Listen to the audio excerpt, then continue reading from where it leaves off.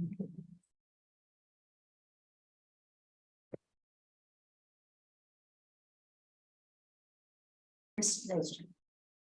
afternoon to one and all.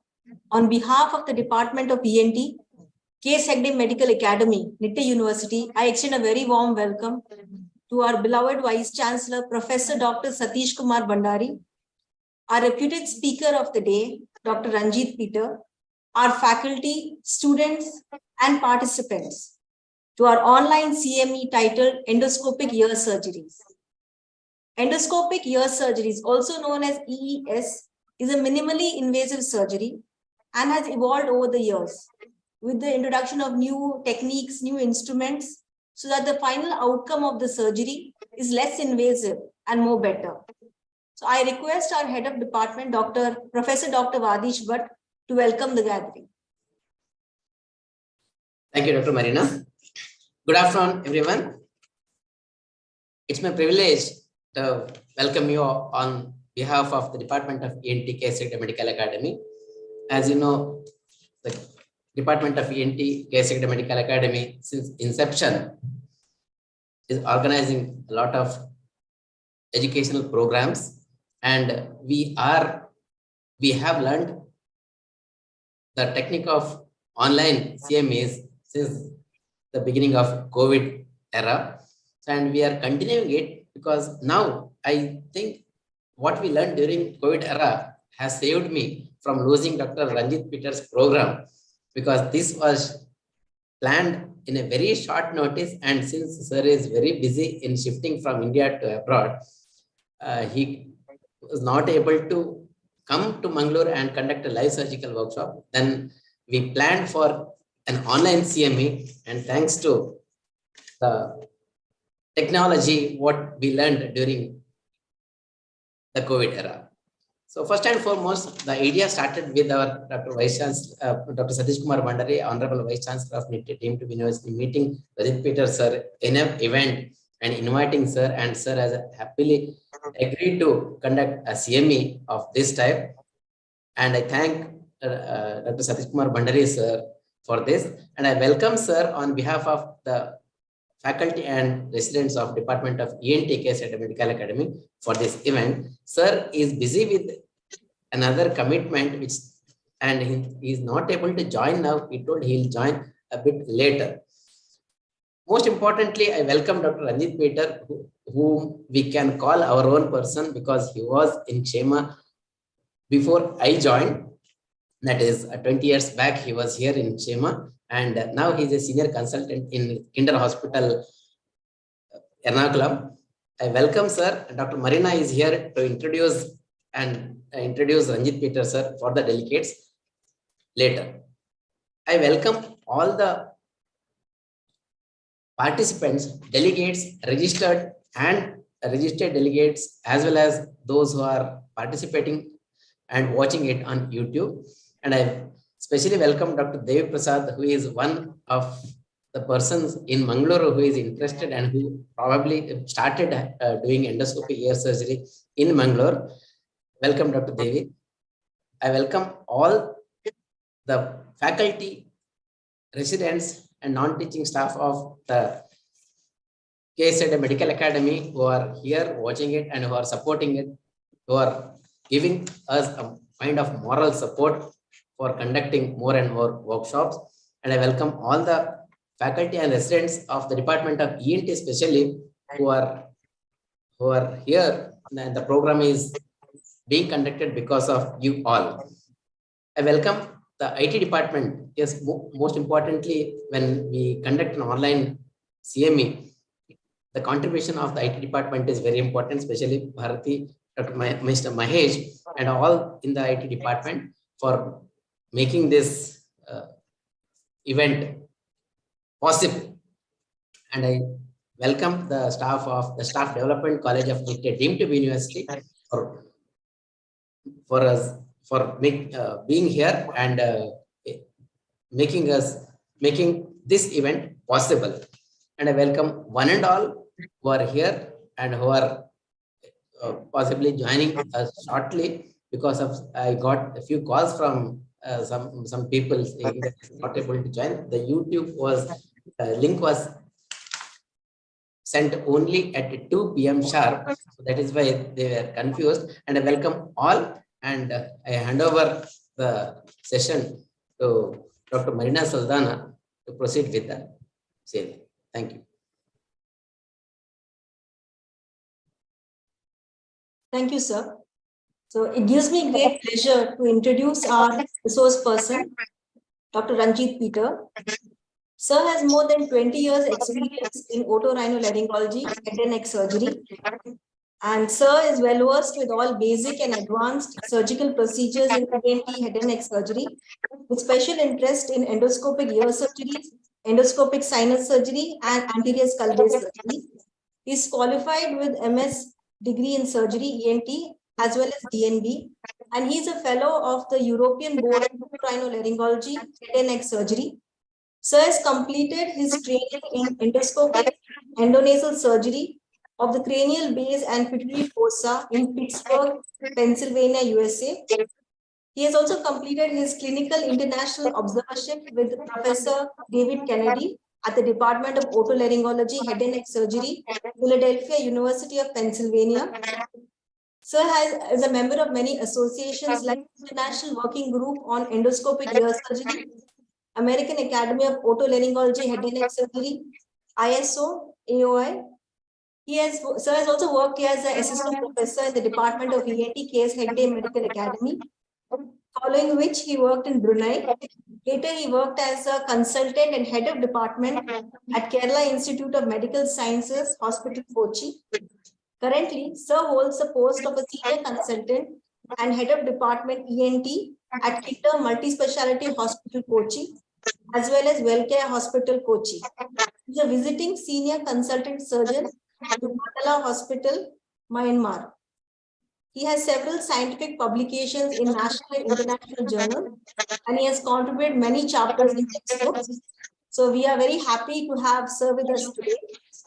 The agenda for today's CME is Introduction to Endoscopic Ear Surgery, and Sir will discuss a surgical demonstration of EES and the tips and tricks in EES, so that all of us at the end enrich from Sir's knowledge and become better endoscopic surgeons. Over to you, sir. Thank you, Dr. Marina. I think I will share my screen.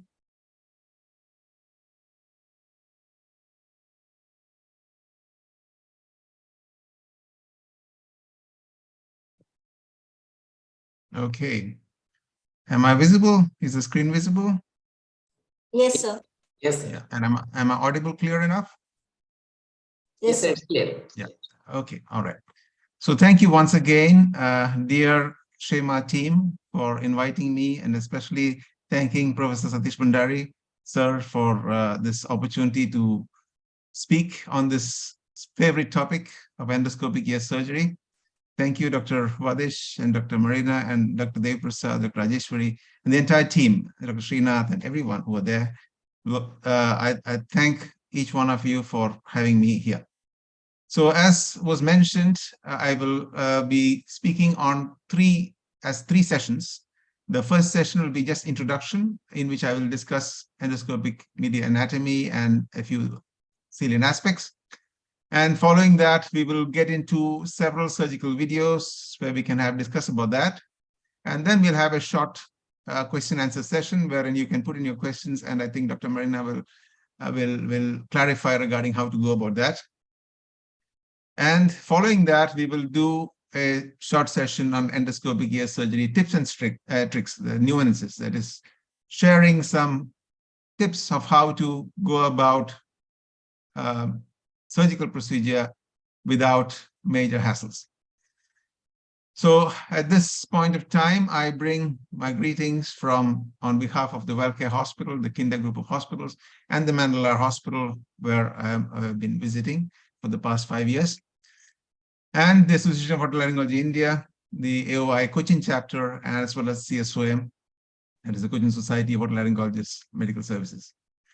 So with that, I want to take us back to fond memories that I have from Shema, I was working there for 5 years as assistant professor, and we saw the department grow and develop, and we conducted several workshops. Bandari sir, being the leader that he is, he was very instrumental for a lot of academic events and development of ENT services in different parts of that region. And I fondly remember, I thank God for the mentors that I have, especially Professor Bandari sir, and of course, this is Professor Aran Patel, who taught me endoscopic ear surgery way back in year 2000. So again, this is another fond memory of the last workshop that we conducted as a team before me leaving Shema, with Bandari sir and Vadesh, Dr. Osha, Srinath, Ranjan, Poonam, and the entire team. We always function as a team, and we do better when we function as a team, isn't it? So, and this is the more recent fond times that we had together in Mangalore a few weeks back. So with that, I want to also bring you greetings from the International Working Group of Endoscopic Ear Surgery, of which I'm a part of, and I'm privileged to be a part of that, with the group's motto being to improve, techniques and promote research and promote the know-how and increase awareness and so on and so forth. And again, here, the instrumental person was Professor Aran Patel, who introduced me to the group. And then we have had good mentors like Professor Jiao, Professor Panetti, who designed the instruments, Panetti instruments, Professor Daniel Mascioni, whose book is one of the, the key books for endoscopic ear surgery, and Professor Nirmal Patel from the Sydney group, who's got very clear, surgical skills and very clear thought processes when it comes to endoscopic ear surgery, and all are thorough mentors and thorough gentlemen. And with that, I bring us to this topic of introducing endoscopic ear surgery. And the first thing that we look at is why endoscopic ear surgery. We'll also look at the middle ear anatomy from the endoscopic point of view, and briefly deal with some of the indications and contraindications. So this talk is primarily meant for all ENT surgeons with special interest in otology and endoscopic ear surgery. I believe it will be beneficial. So let me start off. So what's the big deal about endoscopic ear surgery? After all, we've been doing ear surgery for so long. It's been so many, I could say, centuries that otologic surgery has come up. But in the recent past, over the past 2 decades or so, it's become even more exciting and rapidly developing an innovative field. And this I say because of the number of articles that are coming out, the amount of research that's happening, the amount of interest that has come up in this innovative field with very positive results and very desirable patient outcomes. So we all know microscope has always been the gold standard, and we've been using microscopes in and out for all kinds of ear surgeries. And we know the advantages of the binocular vision, the ability to use both hands. However, some of the disadvantages proposed were always external incision, soft tissue retraction, and many times drilling a lot of bone only for the sake of vision. Now, that's where the endoscope comes in, because the endoscope, being the endoscope, goes beyond narrow natural constrictions, the narrow portions of the exotic canal, and you are able to see inside a wide angle of view of the middle ear structures. And so to enumerate the advantages, first of all, of course, it provides wider angular view. It gives you better visualization of structures, and you can see several of the recesses and the hidden structures which are normally not visible under the microscope, become really visible and open up when it comes to endoscope use.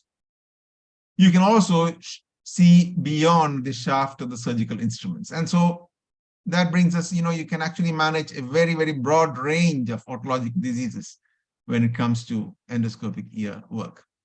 Now, it will be foolish to not look at the disadvantages. So many of the disadvantages proposed, some of them being, first of all, loss of depth perception and binocular vision. Now, we know that, when it's a microscope, you're seeing with both the eyes. And so you have the sense of depth perception. But when it comes to endoscopes, it's a single instrument and you're looking at the screen. So naturally you are losing the binocular vision. But then we have overcome that, just like what we do for endoscopic sinus surgery. We overcome that by going to and fro, in and out motion makes up for the loss of the binocular vision and by loss of the depth perception. So you are able to judge the depth because of the to and fro motion that's possible with endoscopes. Inevitable one-handed surgical technique. Now, again, the only argument that we can put forward for that disadvantage is we have been using endoscopes for all kinds of sinus surgeries, skull-based surgeries, and so on and so forth. And we are able to manage with one hand, and we have developed techniques. So it's basically a matter of learning how to use it properly and how to overcome difficulties. So we are able to overcome that again. Need for a strictly bloodless field. Again, there are techniques that we can adopt, which will help us in getting a reasonably bloodless field. Fogging and smearing in the endoscope tip. Again, there are tricks like, for example, which I'll be sharing, like trimming the hair in the extrinsic canal, which prevents smearing, and the fogging, anti-fogging solutions that we have, which we are familiar with when it comes to sinus surgery. Mandatory need for reliable surgical training. Now, this is again something that is more and more becoming available. There are workshops happening. I think there is one workshop happening even as early as May in Bangalore. And of course, you can always train yourself step by step as a part of your microscopic work. You can take little by little bits and then take small steps and train yourself. So there is not really much of a difficulty in that. Cost of equipment. Now, for all common ear surgeries, tympanoplasty or stapes, or whether it be cholestoma clearance, the normal, the regular ear set is sufficient. So there is not really much of an extra investment. However, when it comes to a little more advanced surgeries, you may need little special suction incorporated instruments and special angled instruments and so on, which may add to the cost. But otherwise, for all practical purposes, the regular sinus scopes, 0 and 30 degree or even 70 degree scopes for special case situations, and pediatric scopes, all these are what you have in hand is more than sufficient. So that doesn't really add to the cost. So with that, let me go straight dive into endoscopic middle ear anatomy. And as we many of the resources that I've taken, in addition to my own surgical videos and clips from some of my operative videos, many of the photographs and the illustrations are taken from the Sydney Endoscopic Ear Group and Professor Marchioni's book to talk about the anatomy. So as we all know, we are talking about the middle ear space. We know the mesotympanum, which lies medial to the pars tensa, and you have the epitympanum superior to that, hypotympanum inferior to that, and of course, retrotympanum behind and protympanum anteriorly. The interesting part of the change that's happened, the anatomy has always remained the same. As we all know, we all being humans, we have got the same anatomy. However, just like with the advent of endoscopes, how the sinus anatomy and variations and different kinds of cells started becoming named, the middle ear spaces and areas started getting more attention, and variations became more pronounced, and greater awareness stepped in once the endoscopes were introduced into the middle ear work. So the same anatomy, but then again, the way you go about it is slightly different, or for the matter, there are a few new names which have come in, which were always there, but then it's become more prominent with the advent of endoscope. So primarily, we are looking at the retrotympanum. Retrotympanum is divided into a superior part and an inferior part by the subiculum, which is a ridge of bone. And in the superior, again, this entire retrotympanum is divided into a medial aspect and a lateral aspect, which is not in this picture.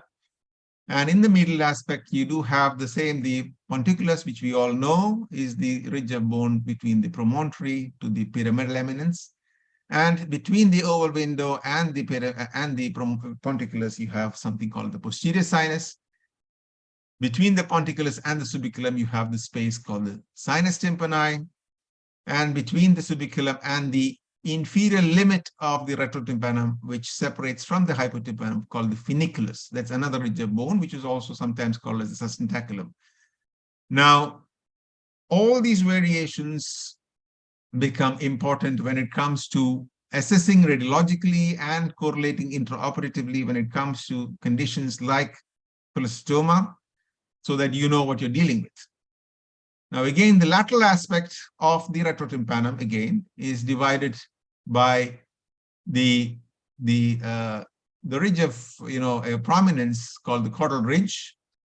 And superiorly, you have the facial sinus, which is basically the facial recess, which we approach from the mastoid side. But then this is from the middle tympanic cavity side. So it's just a depression called the facial sinus. And then there is this lateral sinus. So that is, these are these spaces and the recesses in the retrotympanum. Okay. Again, so like I said, with the advent of endoscopes, more of variations and more of details started being studied. And so you have different variations that are classified currently. Type A, these are the variations of the ponticulus. So if the ponticulus is complete as a bone separating the posterior sinus from the sinus tympani, it's called the ponticulus proper, that is type A. If it's absent, which can happen in a small percentage of people, so in which case it's called type B. And if it forms a bridge, it's called type C. Then, of course, subiculum variation. Subiculum, if it's complete, it's called type A. If it's subiculum, if it's a tunnel as a bridge, it's type B. And if it's absent, it's type C. Then you have something called the subpyramidal recess. Now, this is again becomes important when it comes to cholesteomas. If it's the subpyramidal recess medial to the pyramid, subpyramidal recess. If it's communicating with the posterior sinus, it's called type A. If it's just an extension of the sinus tympani, which goes subpyramidally, that's called type B. And if it's an extension of the posterior sinus going subpyramidally, it's called type C. So if you can identify some of these things radiologically prior to dissection of a cholestoma, you know what to expect and you know what to search for. This is again types of sinus tympani based on the depth. There's a normal sinus tympani without any extension behind the facial nerve is type A. As you can see in this radiological, this is the axial cut. You can see that's just shallow.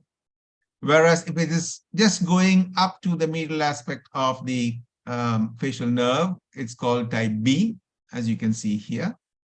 And if it's going far beyond and posterior to the posteromedial to the facial nerve, it's type C. And that becomes a little more challenging when it comes to clearance of cholestoma. It may require a posterior approach for clearing this disease. Then we come to epitympanum, epitympanum being the space of the middle ear, which is located above the mesotympanum. So that, as we all know, we have the pars flaccida and then the bony scutum, which once you remove, it exposes the entire epitympanum. And once you remove the scutum, you have behind that, as we all know, the head of the malleus and the body of the incus, and with all its ligaments and attachments and so on and so forth. And once you remove all that, now this is just to orient you with this picture. This is an image of the left ear. This is the stapes head with the stapes tendon. This is the postal cochlear formis. This is anterior. This is posterior, superior, inferior. And this is the tensor tympani tendon cut. And this is the facial nerve, as you can see there. And this is the rough epitympanum, rough epitympanum. And anterior to that, you have the supratubular recess, which is smooth. So in the epitympanum, again, you have the anterior and the posterior epitympanum divided by the cog. The cog is a plate of bone, which is a ridge again. And it will always be in the same line as the prostocochlear formis, as the same line inferiorly as the Jacobson's nerve. These are ways of, again, just like how we talk about revision surgeries in sinus. surgeries, again, when it comes to revision surgeries, some of these landmarks and ridges become very, very instrumental for us to make out the limits of certain anatomical details and give us reference points. So that is that. Then, of course, the protympanum is the part which is anterior. So you have the protympanum here. This is again the left ear, the protympanum. The roof, this is the tensor tympani canal, which contains the muscle, of course, and the supratubular recess.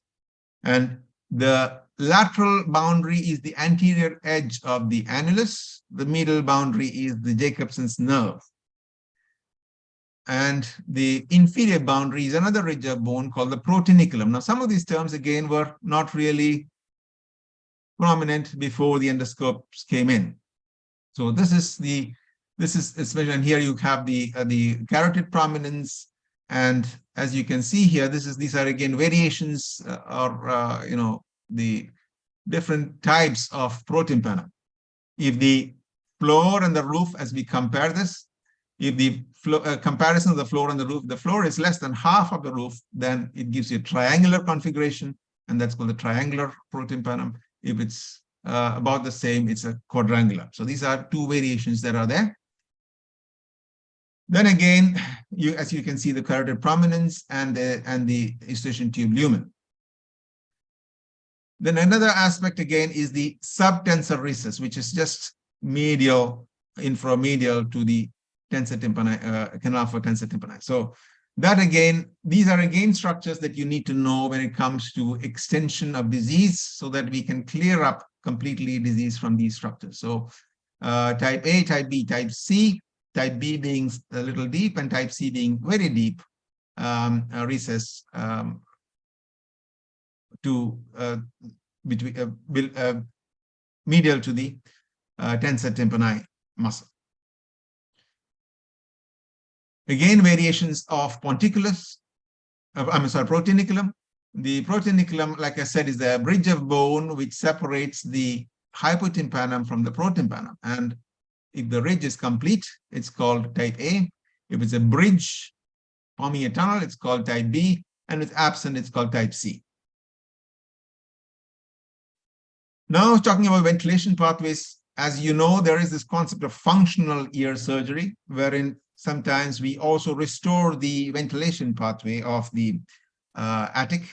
And as we know, the primary ventilation pathway is through the isthmus, that is the space between the tensor tympani tendon and the posterior incral ligament. So this entire space, as we know, is divided into two parts, anterior and posterior, by the stapes superstructure. So the primary ventilation always happens through here, this dark blue line. That's the anterior isthmus, and this is the posterior isthmus. And in 25% patient population, generally this tubal fold, there is another mucosal fold here called a tubal fold. The tubal fold is dehiscent, and so that also may form an alternative pathway. So this is something about the ventilation pathways, and sometimes we try to restore the ventilation pathways when we're doing surgery, especially if there are granulations and so on, blocking that. This is just to show you some of the anatomy again. Now I'll just take one point here, and we'll see this is just the basic midley anatomy. You can see the facial nerve here, the oval window with the posterior sinus that we are speaking about. This is the ponticulus. This is the trapezius tendon from the pyramidal eminence promontory, sinus tympani between the ponticulus and the subiculum, and sinus subtympanicus between the subiculum and the funiculus. So here you have the round window niche with the posterior anterior pillars and the fustus, and you also get to see, let me see if I can show you. You can also see to a certain extent the prostocochlearformis with the the tensor tympani tendon. You can see that there. You can see the tensor tympani tendon, and this is the Jacobson's nerve, of course. So all these structures you can see. Another video just to show you again some of the where you can see nicely. See, this is another prominent posterior sinus. You can see the stapes superstructure, oval window, the incuroscapular joint, the stapedius tendon, the ponticulus, subiculum, sinus tympani, sinus subtympanicus, Jacobson's nerve, or usually you can always get to see the Jacobson's nerve, which goes on to form the tympanic plexus, hypotympanic cells, protiniculum, and the protympanum. So all these structures visible, even here you can actually see even the lateral semester canal. So all these structures you get to see in one single go, and that's the beauty of endoscopic ear surgery. You get to see everything, and everybody gets to see the same thing that you see. And so the risk of making mistakes, unless you voluntarily go ahead and damage structures because of inadvertent force or inadvertent movement of the patient, is very less, because what a trainee sees is exactly what the trainer sees, and vice versa. So everybody gets to learn together, and you are not working in the dark. There are no hidden spaces. Everything that you see, all the hidden recesses become visible. Even, for example, look at the sinus tympani here. So that's what we're speaking about, and that as some of the advantages of endoscopic ear surgery. Now, this is another a clip from one of my patients who had a cholestoma, a pediatric, which we'll be seeing later. But what I want you to notice is the facial nerve, which is overhanging on the stapes superstructure and the oval window, and you can see a dehiscent or rather high jugular bulb, which bleeds when when we are dealing with that. So some of these structures, again, the Jacobson's nerve seen here again, and so all these structures you can see. When you're dissecting, you can see the bleeding that's happening. And this is after some more dissection: facial nerve, the prostocochleoformis, the Jacobson's nerve, hypotympanic cells, everything is lateral semester canal, all that being visible in one single go. Okay. So that brings us to the range of surgeries that we have. On one side of the spectrum, you have the totally endoscopic ear surgery. The other side of the spectrum, you have the totally macroscopic ear surgery. And somewhere in between, depending on how much you use, like, for example, you're doing a canal wall down mastoidectomy for whatever reason, you can still use the endoscope just to see some corners, look around corners, and that would be this category. And of course, when it comes to cholestoma clearance, sometimes you may need to do a canal wall up mastoidectomy in selected cases, wherein you need the microscope for the drilling and so on. So that will be a microscope assisted endoscopic ear surgery. And Cohen et al. In 2017 came out with this paper where he classified EES into 5 categories: class 0 being microscope alone, and class 3 being endoscope alone. And if the endoscope is used only for inspection purposes, it's called class 1. 2A being endoscope using less than 50% of the dissection, and 2B is more than 50%. They're just some more of academic purposes for probably studies and effectiveness and so on and so forth.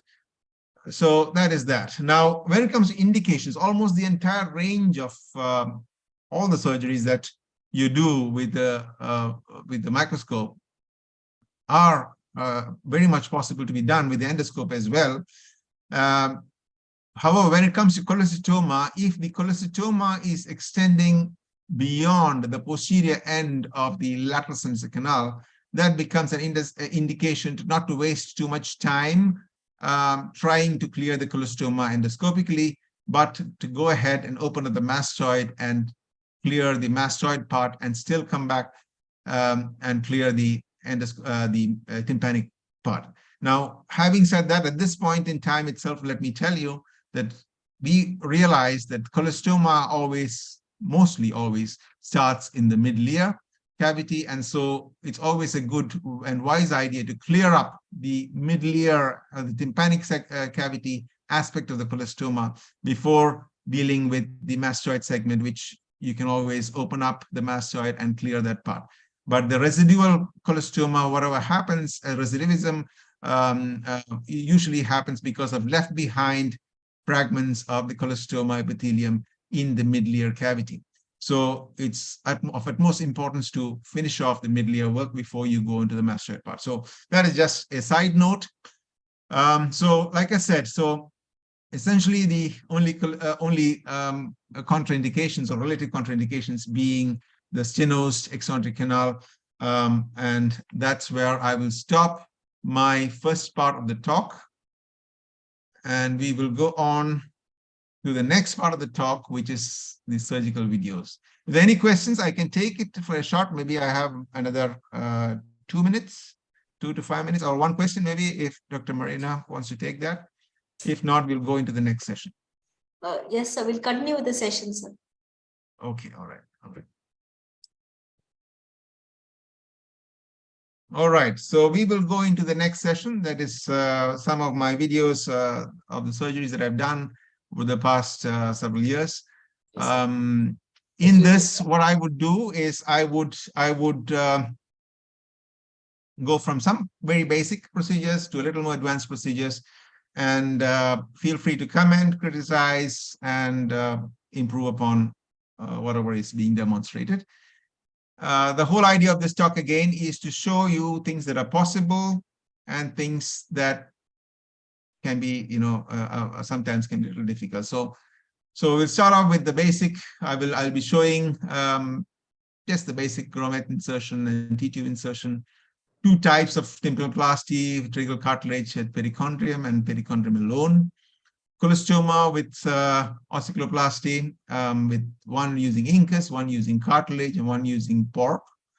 And stapes, again, one in a dehiscent facial nerve, overhanging facial nerve, and one in a reverse sepalotomy. And 2 tumors, one facial neuroma and glomus. And this one, most likely I will not share because I don't think there'll be time. And number 2, I don't have an edited version of that. So, but we can discuss about that if somebody wants to do that. So this is the basic procedure, laryngotomy grommet insertion. Now, again, when it comes to this, I've noticed that beginners usually have trouble not injuring the anterior canal wall in the process of instrumentation. So that is what is important here, to clean the extrinsic canal and avoid damage to the anterior canal wall in the process of making the laryngotomy and grommet insertion. So that is about that. But otherwise, it's a good place to start endoscopic ear work.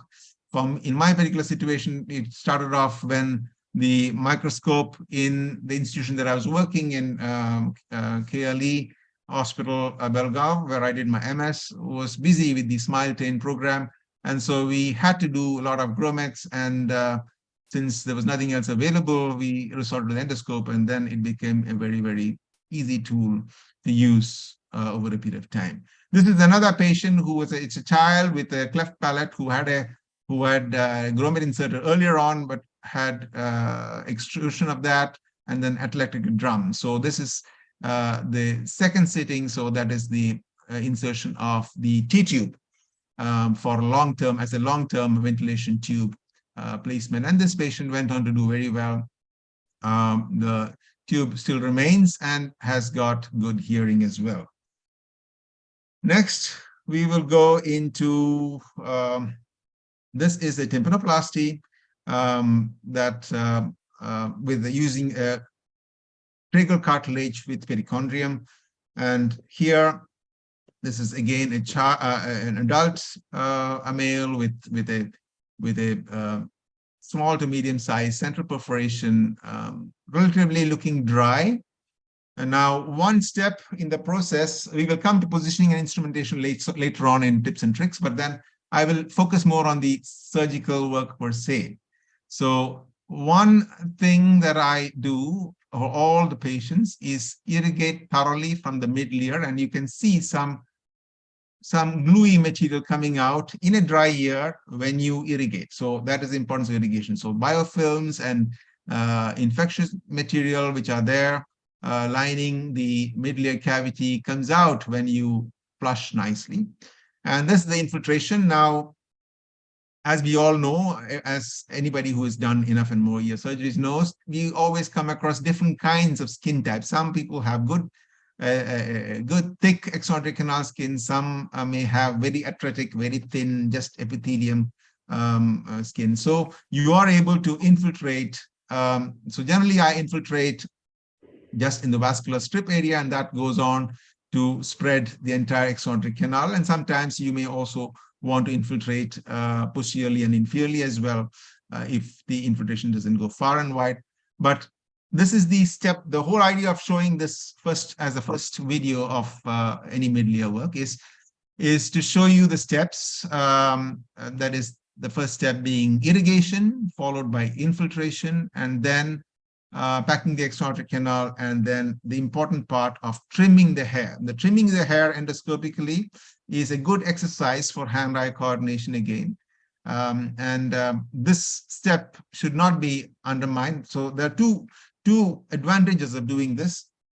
The first thing is, you get time for the infiltration to act. I give a 5 minutes time for the infiltration to act. And by the way, the infiltration that I use is the pre-prepared xylocaine with adrenaline, 1:200,000 solution, using a 2 cc syringe and a 26 gauge needle, short needle, half-inch needle.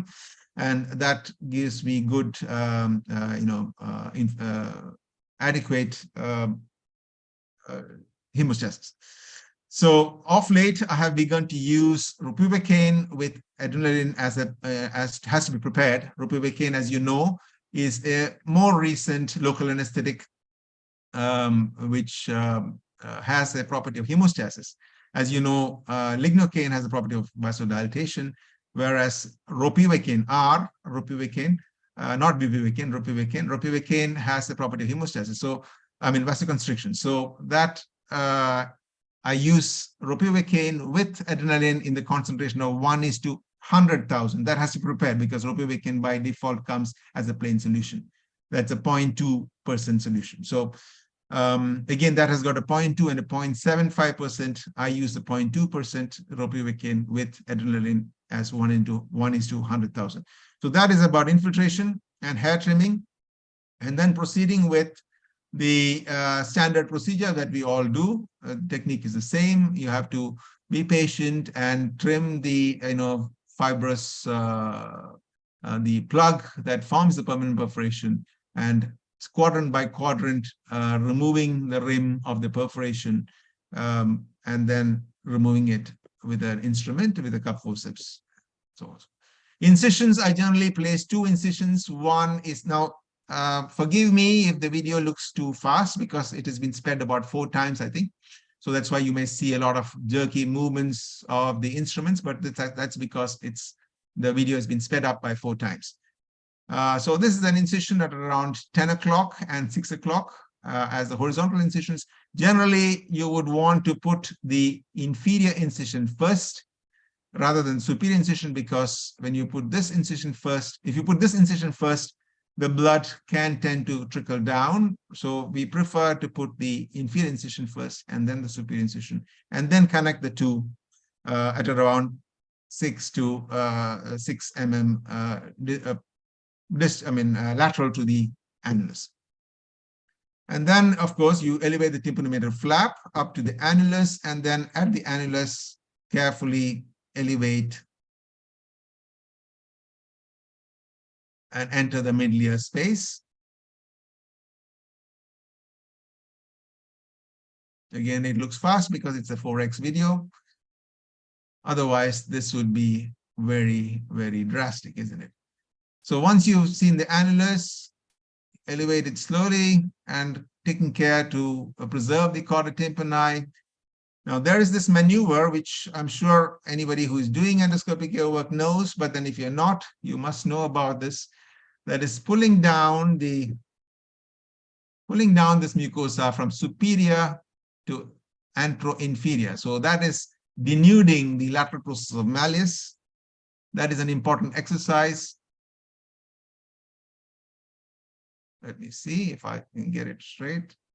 Yeah, so that's the maneuver that we're speaking about, denuding the malleus by pulling it down and separating off and denuding the entire handle of malleus. So as you know, there is a periosteum as well. And generally we make an incision on the malleus and denude the whole thing. And the only and it's a good practice to every once in a while to put back the flap and see how your flap is. And it helps in a personal orientation of which is the mucosal surface, which is the skin, which is the bony surface, which is the skin surface. And again, you can see the entire middle ear, the Jacobson's nerve, the incruscipular joint, and some edematous mucosa in the round window niche area.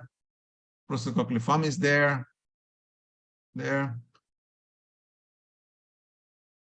And ossicular mobility is being checked. Round window reflex checked. And again, denuding the entire thing. And after it is denuded, sorry, it's previous one.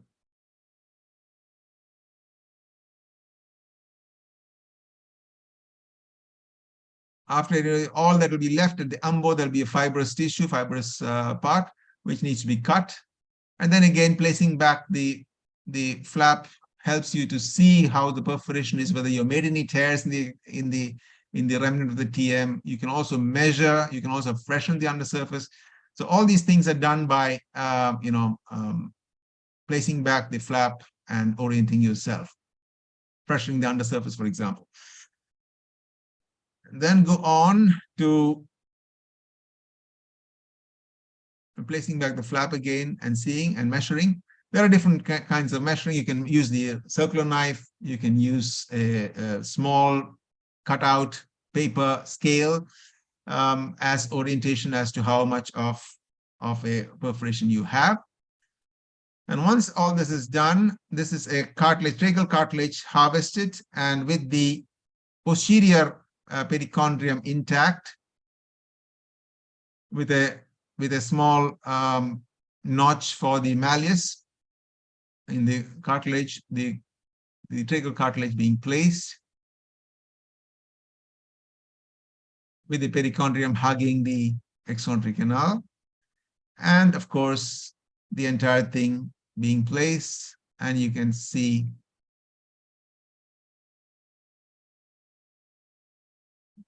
some gel form in the protympanum area. It's not always necessary for the gel form, may not always be necessary, but then many times we use you use a cartilage slicer and thin down the cartilage. And so sometimes if it's lax, you can always use support with gel foam. And of course, gel foam laterally.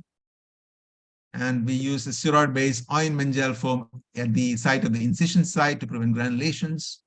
Now the medial aspect gel foam is all middle part of the extrinsic canal. The gel foam is all ciprofloxacin drops, gel foam, antibiotic gel foam. And the incision site gel foam is generally ointment that is with a steroid. I use Neosporin H ointment, but there are different kinds of steroid ointments that are available that can be used. And after all this, I put an auto-wick in the extrinsic canal. That is again only for because the tracheal cartilage that's harvested, that area, the skin remains well approximated. So that is that. Now this is another patient. This is another patient that had a small to medium-sized central perforation. You can see the unhealthy muck in the extrinsic canal. So like I said, so one of the steps is also to clean the extrinsic canal. So you place a small cotton ball in the medial aspect and then flush and clean the entire extrinsic canal, all the tissues, and make it clean like this. You clean up the entire extrinsic canal of all unhealthy material and infected material. And after that, again, the procedure steps are the same. You play infiltration, infiltration, hair trimming, and then freshening the margins. All those procedures are the same. I will skip all that. Freshening margins and elevating the tympanometer flap. I will skip that since we already dealt with that. This particular case, I did a almost a 270-degree flap elevation. This was one of my former cases with the perichondrium. Of late, I have stopped using perichondrium completely. I prefer using thinned out cartilage with perichondrium. It's more reliable and lesser failure rates. So this is, again, elevating the entire pars tensa from about, say, 2 o'clock to 11 o'clock or 10 o'clock.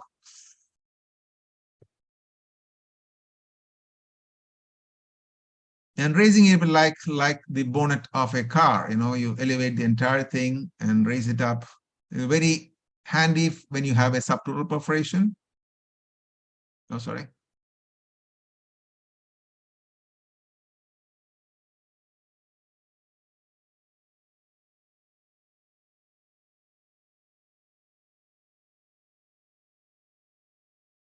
Yeah, so elevating the entire flap superiorly, you can see all the structures again. Let me just stop that there.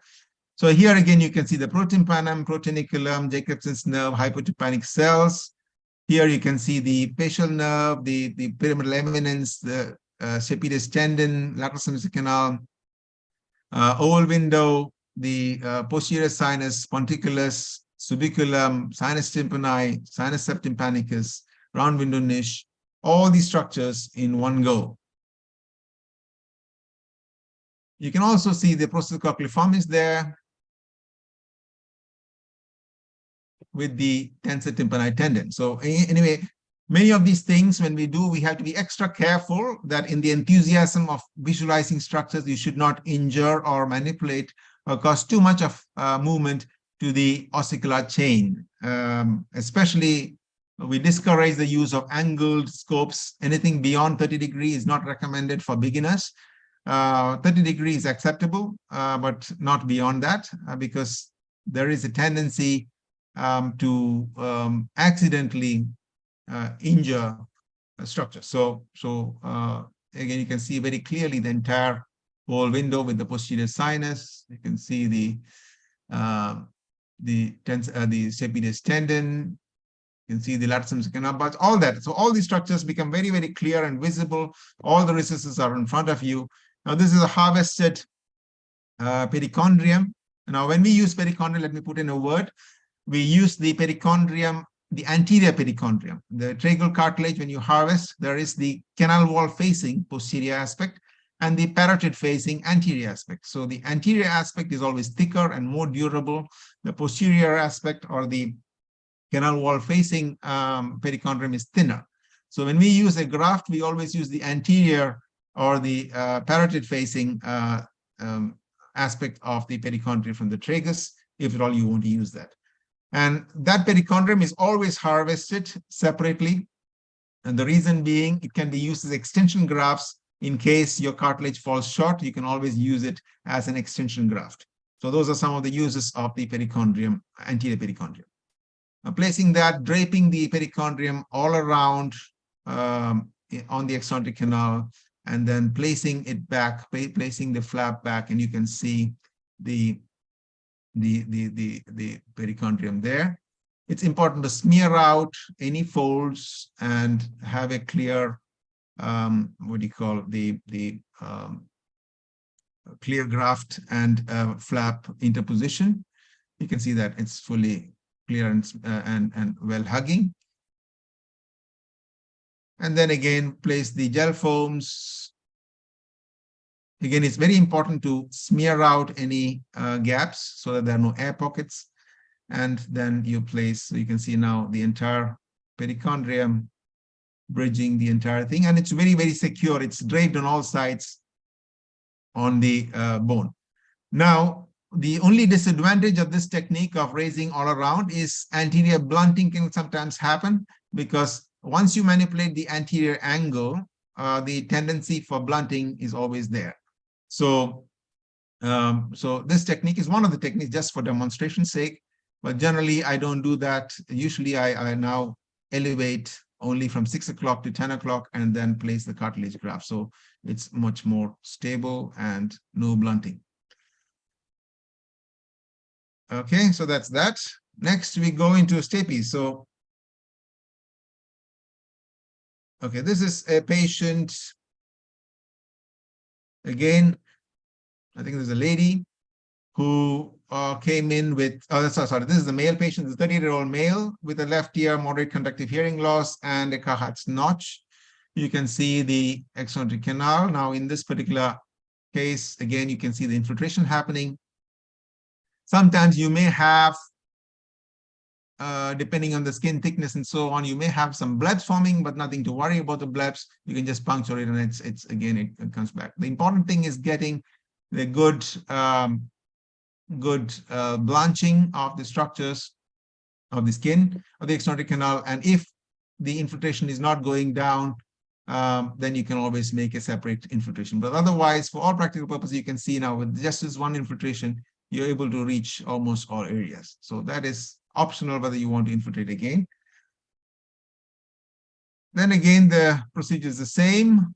Trimming of the hair is important. Give 5 minutes for the infiltration to act so that the hemostasis is better. And of course, you raise the tympanomeatal flap. I will skip that for time's sake. Elevation of the tympanomeatal flap. Enter the middle ear.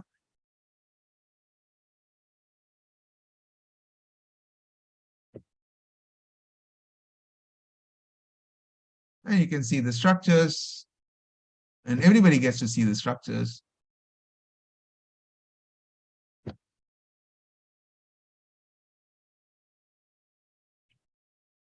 And once you do that, the next step, of course, is checking the movement. Again, you can see all the middle ear structures with the endoscope. Checking ossicular mobility. You can see the incus is moving, but the stapes is fixed, and there's no round window reflex. Generally, we check at the neck of the malleus. Mobility is at the neck of the malleus. Again, checking the stapes per se. Once you see there's no movement, you check the stapes again, whether there's any movement. Posteriorly, never anteroposterior, always posterior-anteriorly, and superinferior. So these two, we just check for mobility. Rather, check for fixity, confirm fixity. And then using a right angle pick, dislocating the incudostapedial joint.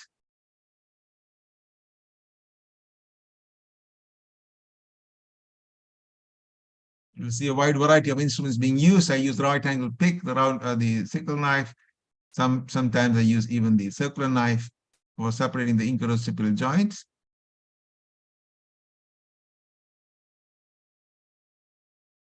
Curating the posterior-superior canal, bony canal wall, till you can see. Now, so one point to note here. See, endoscopically, you are able to see almost all the middle ear structures. Now, why do you want to curate? So the only reason we curate is so that we have a good trajectory of instruments. For the instrument, again, to have a good trajectory for the perforator or even for that matter, for placement of the piston, it's important that this area is free of bone. So that's one of the reasons why we place the remove or curate the bone, so that you are able to see almost up to the upper part of the long process of the incus, just where the body of incus starts becoming visible, and of course posteriorly up to the stapedius. The same principle of the pyramidal eminence. So those are the limits. And once you do that, sorry. Yeah, you can see all the structures. You can see the facial nerve here, for example. You can see the superstructure. You can see the round window. You can see the oval window. And at the posterior aspect of the oval window or the footplate, you make using the fish perforator, we make the first,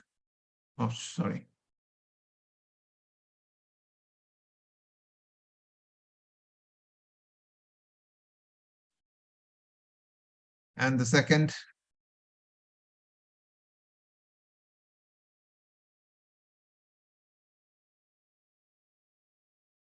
And you can even see the perforation that you made, the fenestra that you made. You can see it. Following that, cutting the stapedius tendon and fracturing the superstructure.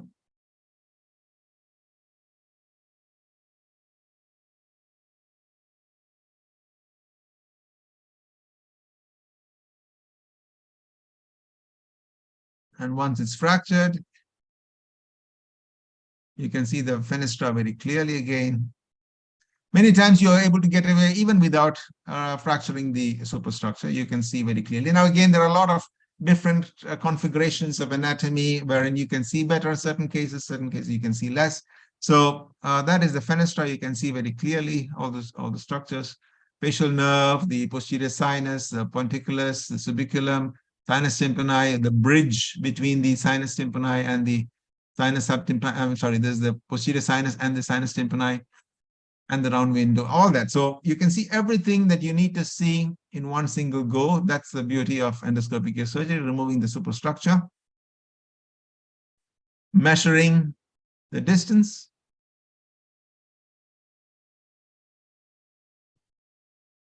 and placing the Teflon piston.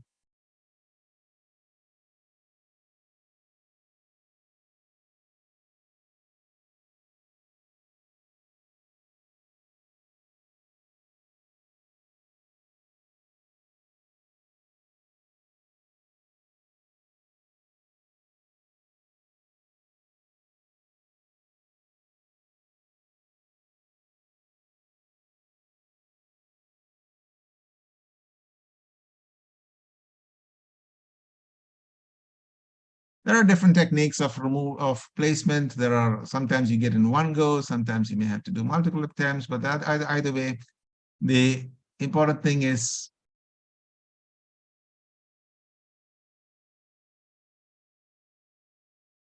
getting a stable placement.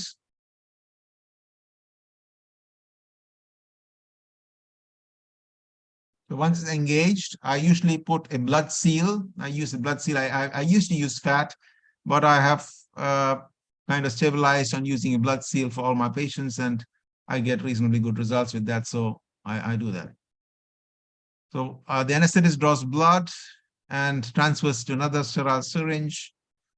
And now this is the hanging and the bending test of the shaft of the piston to see whether it's stable, whether it's inside the fenestra or outside the fenestra. So that is important to check whether it's really inside. Once that is confirmed, we do the blood seal, again checking the mobility. And after this, I put the blood seal. This is the blood seal. Apply some blood and suction out the blood from everywhere except the oval window area. So it forms a seal. And I find that, you know, the vertigo and other associated symptoms are less when using blood seal, and helps in formation of the membrane later on. And of course, there are controversies for and against and a lot of discussions and debates. But this is something that I've been using for a long time, and I get good results with that. And then, of course, placing back the flap and placing some gel foam at the site of the incision site so that the patient can hear post-operatively.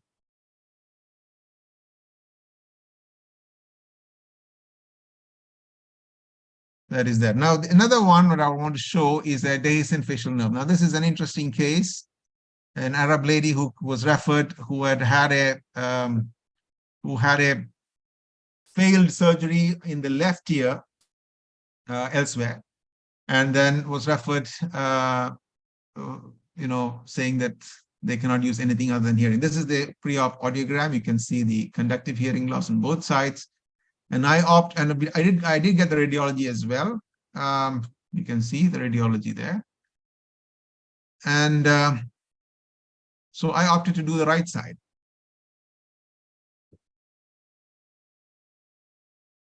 The same process, infiltration, hair trimming, raising the flap.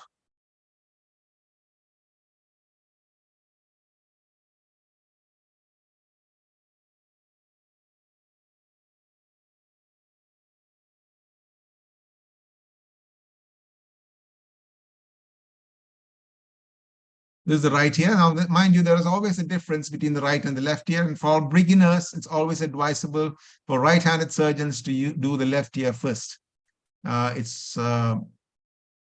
You'll realize that when you start doing that, there is a slight difference between the right and the left ear. When it comes to dexterity, unless you are ambidextrous, that's a different matter.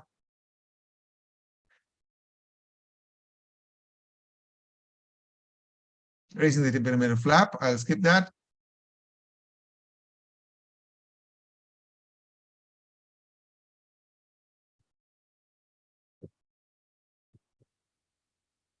Exposing the middle ear. You can see here, you can see here the incus is slightly eroded, but it's still intact, but slightly eroded.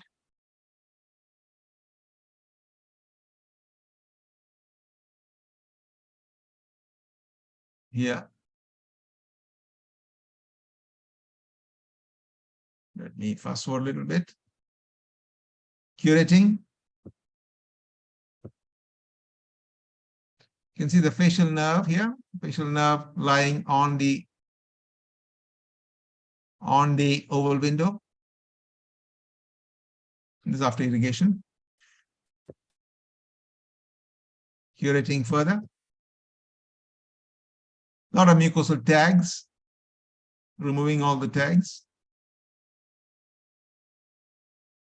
Of course, the ossicular mobility, all that is checked. Curating further.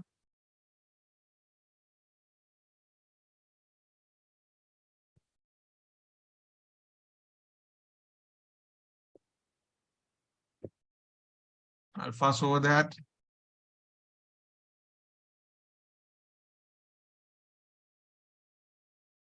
You can see the facial nerve now clearly, more demarcating the facial nerve. Facial nerve, you can, it's right there. A lot of mucosal tags and mucosal folds being visible. Oh, sorry.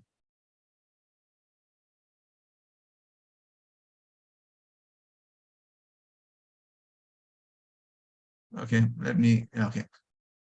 And after that, separating the incuroseptal joint.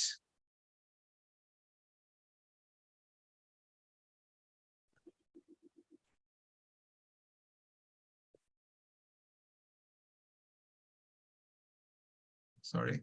Yeah, separating the incuroseptal joint.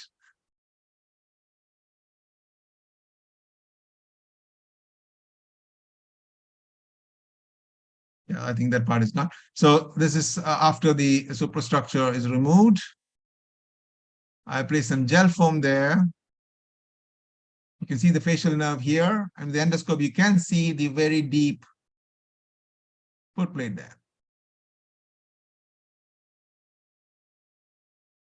So this is possible because of the endoscope. You can see the facial nerve. Yeah, I'm touching the facial nerve and making the fenestra.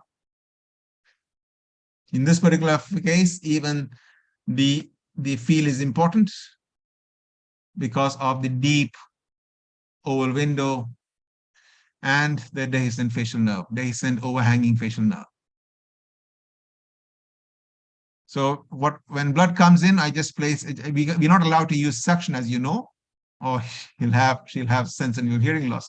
So if at all you want to remove any blood, we place some gel foam and allow the gel foam to take up whatever blood, and you can see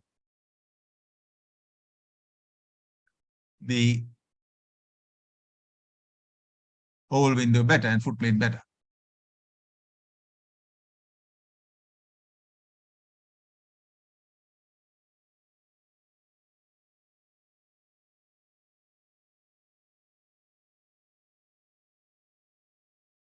Okay.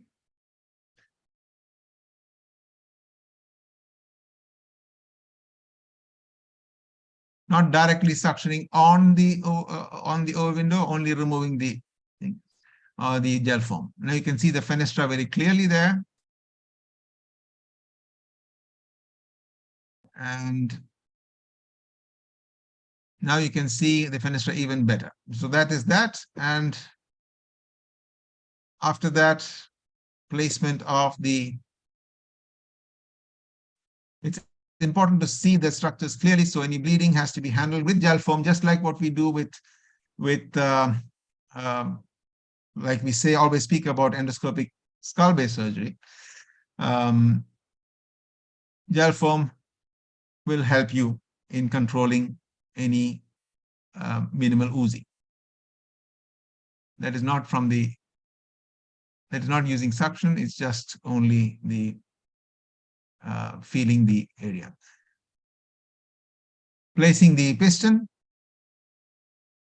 It's always advantageous to have specially designed pistons in such situations, but in this particular situation, we were able to manage with the regular PTFE piston.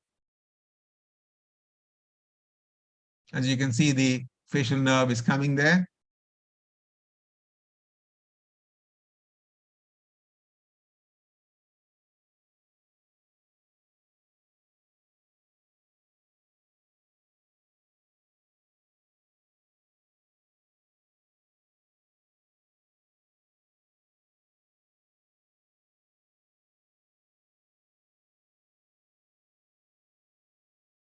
And then hold it in place. As I said, the part of the incus is actually eroded here, but then still, using the chorda tympani helps in retaining it, and the healing process, it remains retained. So that is the advantage of having a chorda tympani.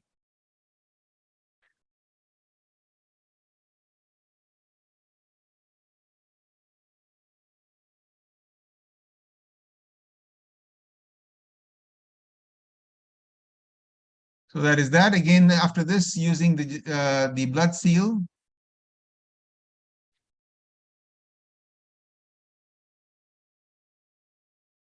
Placing the blood seal. Once it's stable, of course, you check at the mobility and the hanging and the bending test, and so on, all that, followed by checking the movement, right? Once you're sure, place the blood seal and then place the flap back.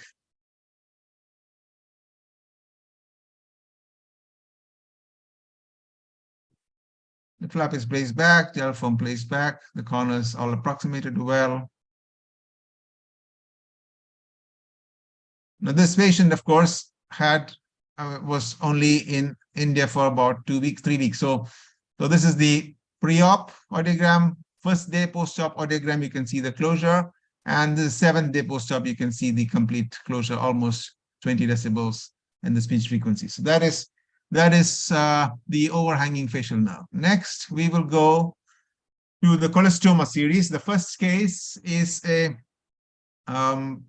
limited cholestoma in a pediatric, technically pediatric 16-year-old boy with a right ear chronic otitis media with squamous type with mild conductive hearing loss. And on examination, grade 4 retraction pocket in the posterior superior quadrant. You can see that. The hearing loss was not too bad. This is the pre-op radiology. I can show that again. So you can see the retraction pocket posteriorly. What is also, let me just show you that. What is also important is the patient has a high jugular. This is the coronal cut, so you can see the jugular bulb is slightly high. You can see that and see this. A little too fast, I think, but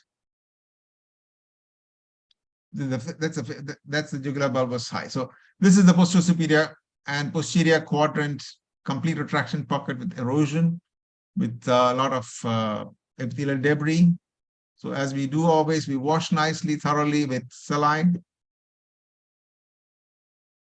And once you do that, infiltration and then the hair cutting, same steps.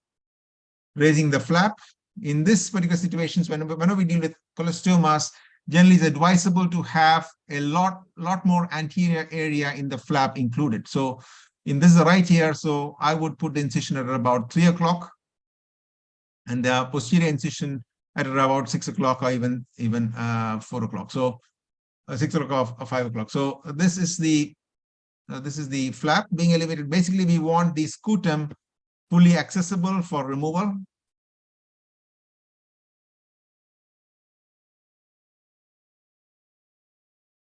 Elevation of the flap.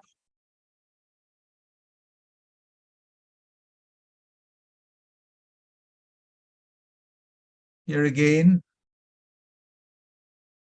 it's important to have an idea about the incuroscapular joint in all cholestoma cases, because if the incuroscapular joint is intact, one of the first steps would be to dislocate the incuroscapular joint before doing too much of dissection, so thereby avoiding any sensory neural hearing loss.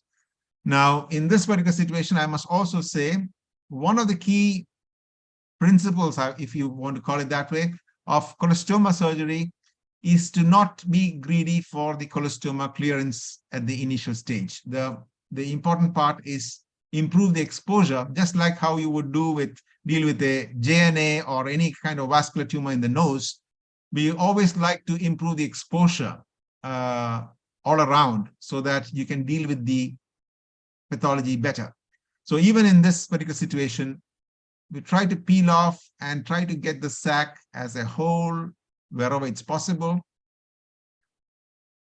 So even here, I'm not actually trying to remove the cholestoma. I'm doing step by step. I'm raising up the flap. I'm denuding the malleus remnant.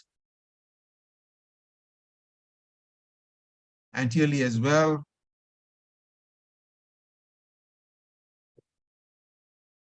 Separating off whatever is separable.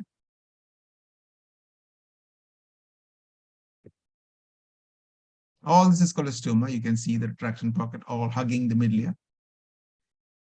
This is the inferior part. And once you come to a particular stage, you will be able to see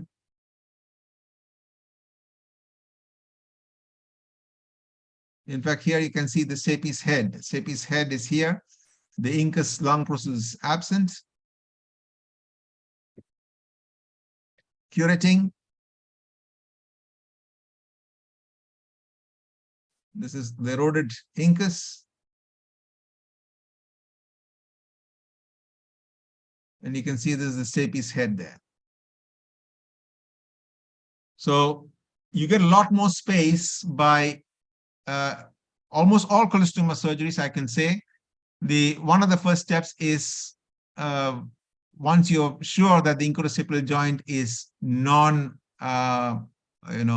approximation or non-existent. If it is existent, it's a good idea, wise idea to dislocate the incuroscapular joint and remove the incus first. So that gives you a lot more space. And if there is a lot of anterior involvement, it's a wise idea to nip the neck of the malleus and remove the head of the malleus as well. So it gives you a lot of space in the entire epitympana, and it all opens up, and you can see very clearly all the structures. So this is the step of removal of the incus remnant.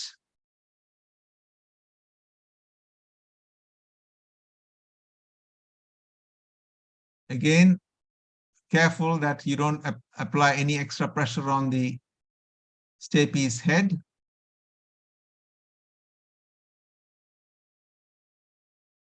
And you can see the cholestoma with the epitympanum, irregular surface epitympanum. And you can see it's going anteriorly as well, into the anterior epitympanum as well. Using angled instruments, you try to get the whole thing little by little out. It needs a lot of patience and time, but it's worth the effort.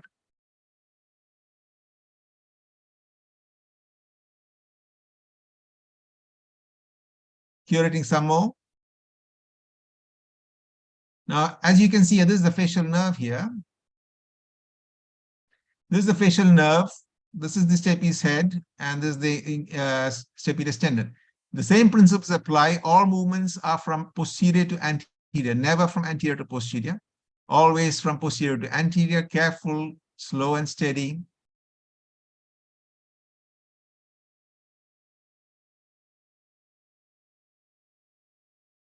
peeling it off from the stapes head and stapes superstructure.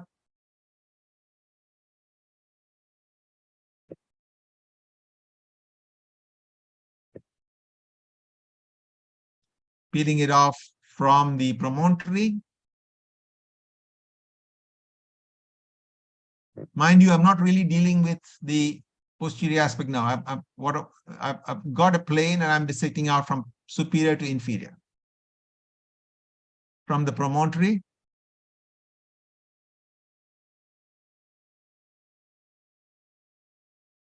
Now you can see it's adherent into the round window niche as well. So carefully peeling it off from the round window niche.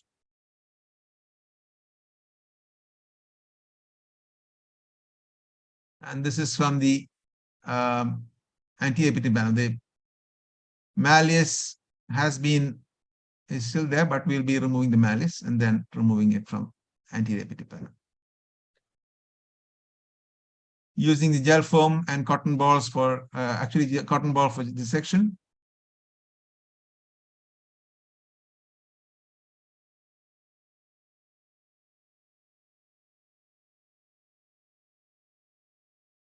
These are some of these specialized instruments were picked up. I picked it from Kalevka, I think, when I was in Shema.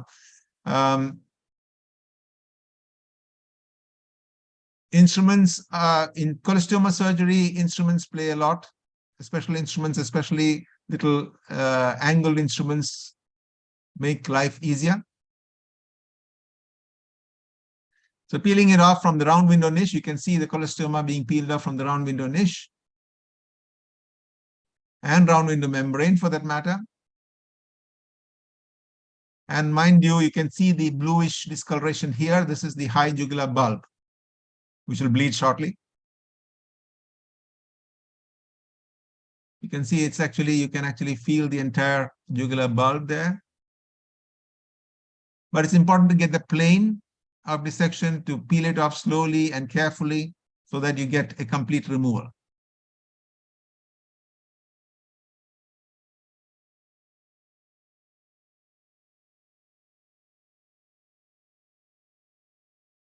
And I think that's somewhere there.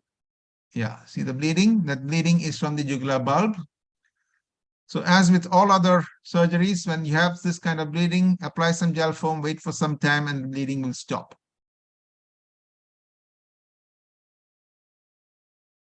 But it's important to recognize these things before it becomes too late. So apply some gel foam, wait for some time.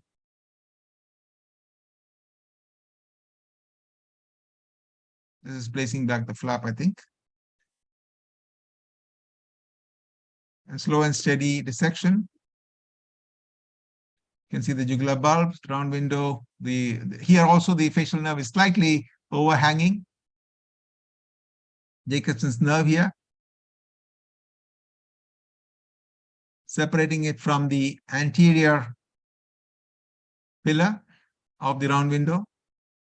And of course, this is the proteniculum, actually. I'm sorry, this is the funiculus.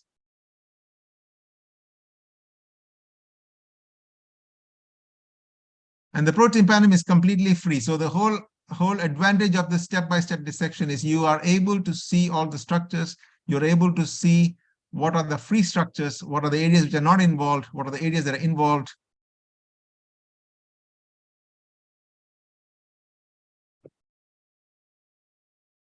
Yeah, so this was the actual more bleeding. And then, of course, it was controlled with gel foam. So you can see the protympanum is completely free. The prostocochlear form is there. The facial nerve. The Jacobson's, I told you about the Jacobson's nerve coming in the same line as the prostocochlear formis, which will be again in the same coronal plane as the cog. Denuding the malleus completely. And after that, once the malleus is denuded, removing the, so you can see again the hypotympanic cells and the protympanum there, you can see there. Yeah.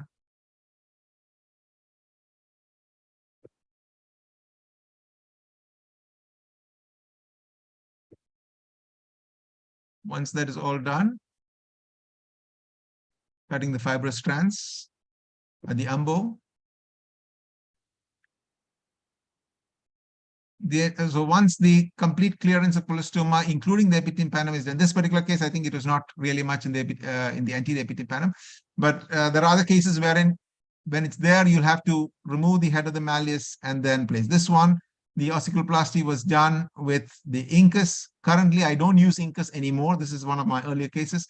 Currently, I use Teflon PORPs, PORPs, instead of incus, and I get good results with that. But this is one of the former cases wherein the incus was used with the standard procedure, standard technique. Because once the colostoma clearance, you're satisfied as 100%, you can safely go ahead and do the ossiculoplasty. And over this, a cartilage, palisade cartilage graft is placed with the perichondrium, of course. Stabilizing with gel foam and placing a cartilage graft, a vertebral cartilage with perichondrium on that as a palisade.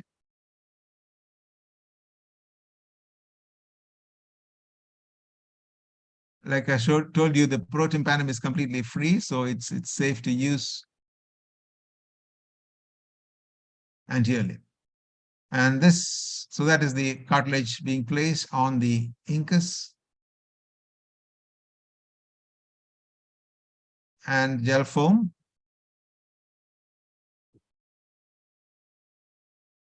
Completely intact.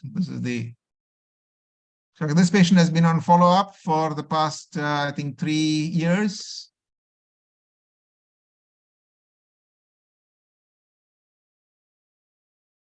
This is the post-op at around, I think, early post-op, about maybe 6 weeks post-op. This is the cartilage graft with the intact drum, thinned out protympanum, and this is the residual normal tympanic membrane, which is thin, of course, which is normal bluish looking, and the rest is all cartilage. So this is the patient, and this patient has been on follow-up with a reasonably good hearing of about 30 decibels. This is another patient, again colostoma.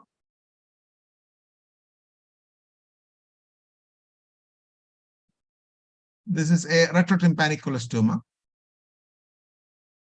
I think this is the lady. You can see the ice cream cone here. Garson's canal, the retrotympanic retraction pocket, and a soft tissue shadow in the retrotympanum.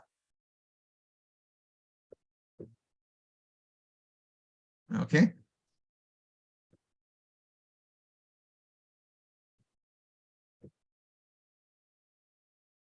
These are the coronal cuts. You can see the scutum intact, the soft tissue shadow in the posterior or retrotympanum. Larson's canal is intact.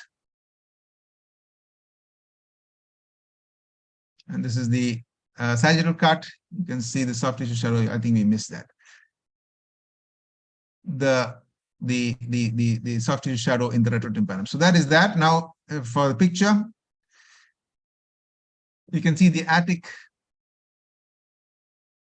retraction pocket with epithelium and the colostoma sac shadow occupying the entire posterior quadrant of the tympanic membrane, with some granulations in the attic as well. So the same procedure, all the steps of irrigation, infiltration, skin, when there's hair trimming. You see the lateral process of malleus. You see the perforation with some amount of minimal scute erosion and the epithelial debris and the sac. So again, making the flap, raising the minimal flap. I will fast forward that.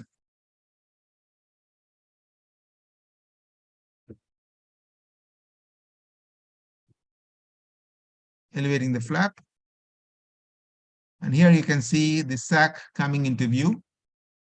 The chorda tympani, of course, in such situations is always sacrificed for fear of leaving behind some remnant of the epithelium.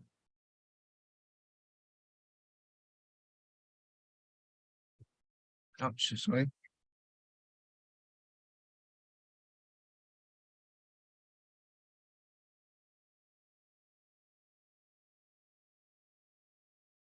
Elevating.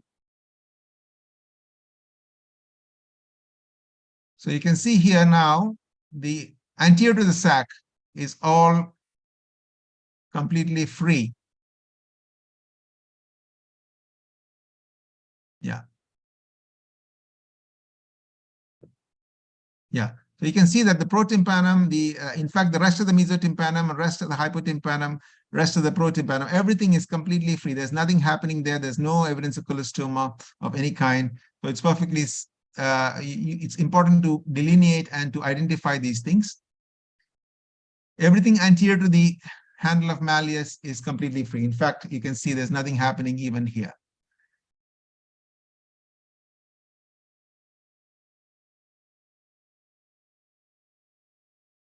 Denuding the malleus.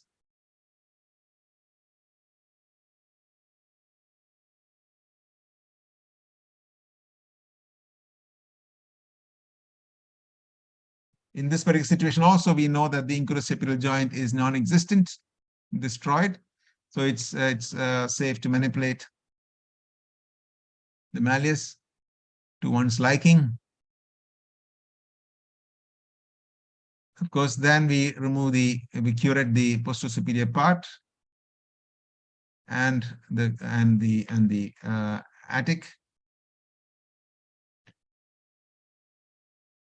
Again, not too greedy for the colostoma, but to expose the colostoma as much as possible by removing the surrounding bone and suctioning it out, if possible, in toto. If not, remove some more bone so as to be able to see the sac.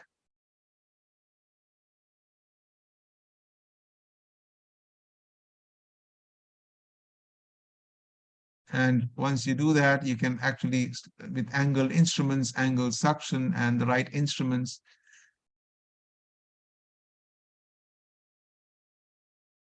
you slowly get to suck the colostoma sac.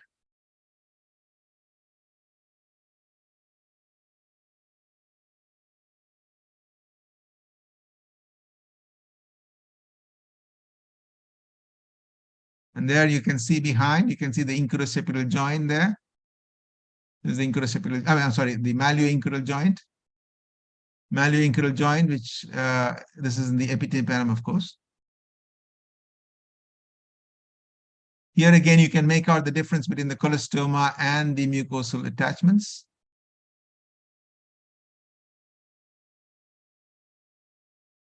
So here you can see the epitympanum is free there, the malleoincural joint.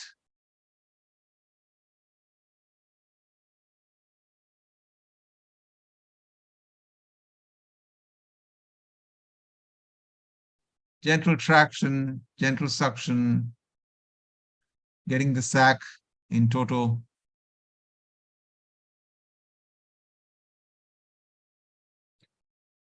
Now, all this is not possible if it is if it's an infiltrative matrix of the colostoma. Again, colostoma sometimes in a very cellular mastoid, you will not have a sac like this. You will have multiple pockets of infiltrations of the colostoma, in which such situations, this kind of thing cannot happen, and we can never be 100% sure. In which situation, the only option would be a canal wall down mastoidectomy without any osteoplasty at that stage, and then follow up and do an interval stage procedure later. But for all non-infiltrative matrix, wherein you have a good sac, wherein you can peel off, where you can dissect nicely, it is worth the time and the effort and the patience that we keep to remove the colostoma matrix in toto. The whole thing comes out and you know what you're doing. You also get to see what you're doing. You get to see, inspect the middle ear properly, you can see the stapes superstructure, the facial nerve, the lateral semicicanal bulge, some again some remnants.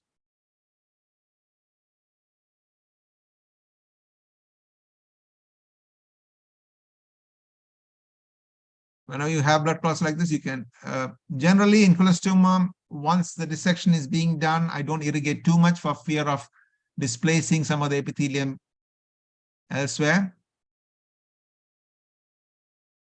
So here you can see again the Jacobson's nerve, the prostocochlearformis here with the tensor tympani tendon, the facial nerve, lateral semicicanal bulge, the ponticulus, subiculum, sinus tympani, sinus subtympanicus.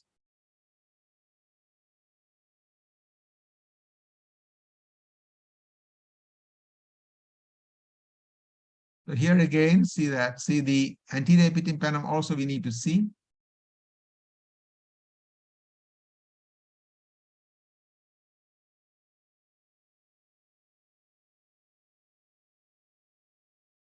Fast forward a little bit. So here I'm removing the remnant of the malleoinguinal joint, removing the incus. Because once you remove the incus, you can see the adytus very clearly with an angle scope.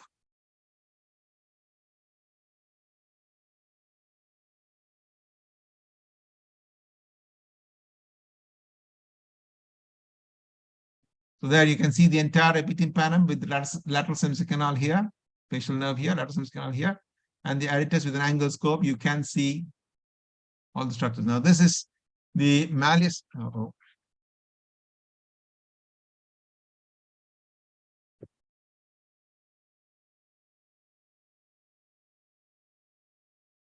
Yeah, so that's a malleus looking into the epitympanum proper, suctioning out from the oval window, looking into the arch, if anything happening in the arch. All this has to be delicately done, keeping in mind that any undue excessive force can cause sensorineural hearing loss.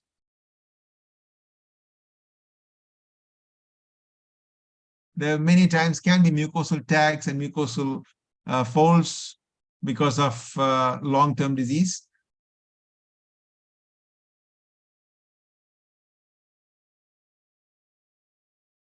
Looking with angle scope, this is the adytus. Entire adytus. This is the adytus now with an angle scope here. You can see the entire thing. You can see, in fact, you can see the anterior epitympanum also, but then it's a wise idea to remove the head of the malleus whenever in such situations.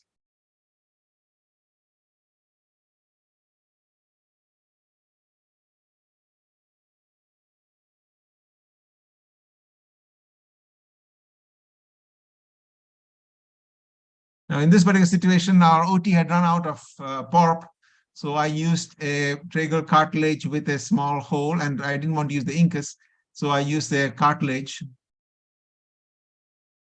a tragal cartilage with a small hole with the perichondrium intact on the other side,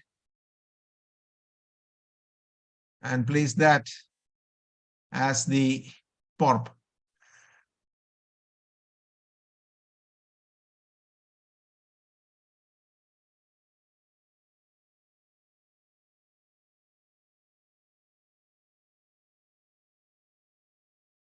The idea is, so this and over this another cartilage as a palisade, and you get good results with that. I mean, the 30 decibels you can expect with PORP or cartilage or any of these assemblies gives you a reasonable 30 decibel air conduction. This is the area where the small opening for the stapes head with the perichondrium intact on the other side. So this is the perichondrium side, and that fits there.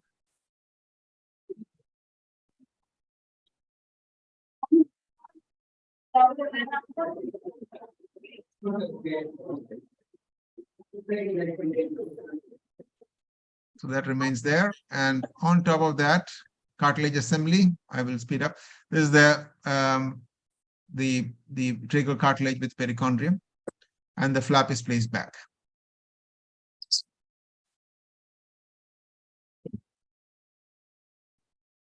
And this is the post-op picture. And again, about 5 to 6 weeks, the cartilage assembly and the whole thing. And the audiograms, I think there is an audiogram here in this video. This is the post-op audiogram with the closure at 30 decibels. The pre-op audiogram was, this is the pre-op. There's the at 1K and 2K around 40 decibels. So the closure was, this is the pre-op audiogram, and the post-op audiogram is what you saw earlier. So this is the post-op audiogram. So that's about 30 decibels closure, reasonable. The next, I will go into a facial neuroma. Facial neuroma, this is a patient who came with conductive hearing loss, and he had a neuroma involving the horizontal segment and the vertical segment, two neuromas, detected by MRI, of course. CT and MRI both were done. So initial plan was to try and dissect it endoscopically. Of course, there was an attempt. So part of the work was done endoscopically, and then later I had to switch over to microscope. You can see the neuroma there. This is the horizontal segment. There's another one in the vertical segment as well. So here you can see again all the structures.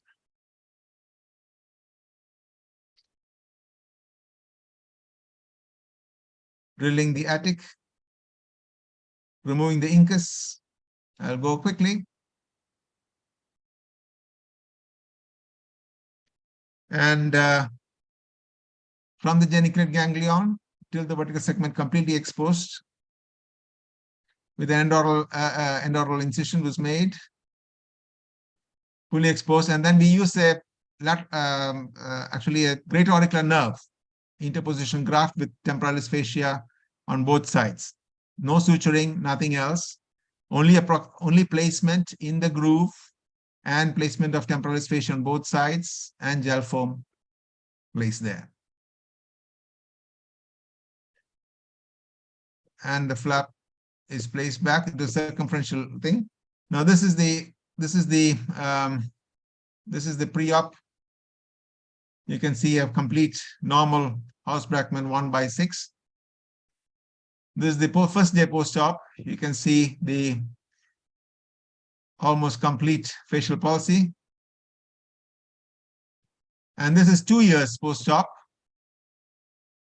You can see almost grade 3. There is good eye closure. There is some movement and some wrinkling on the forehead as well.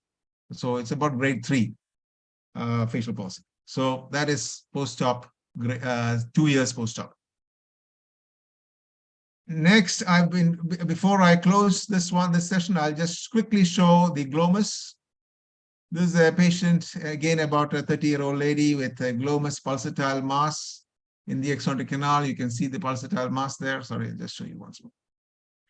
The radiology was done, the glomus tympanicum.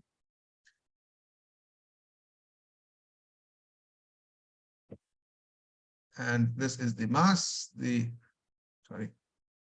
is the pulsatile mass occupying the retrotympanum and the hypotympanum.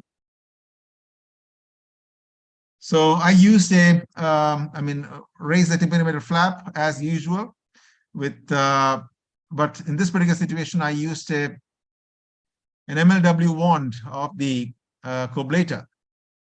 As you can see, all the structures, as the heat is much less and as irrigation and suction are part of the whole instrument, the only limiting factor being the length of the wand. So I got my assistant, our own Dr. Elizabeth, who was there in Shema before. So she helped me with holding the rest of the wand, and I held only the main shaft close to the extrinsic canal. So with that stability, slowly and steadily, we were able to dissect out the entire tumor little by little. Again, taking good care about structures like the incuroseptal joint,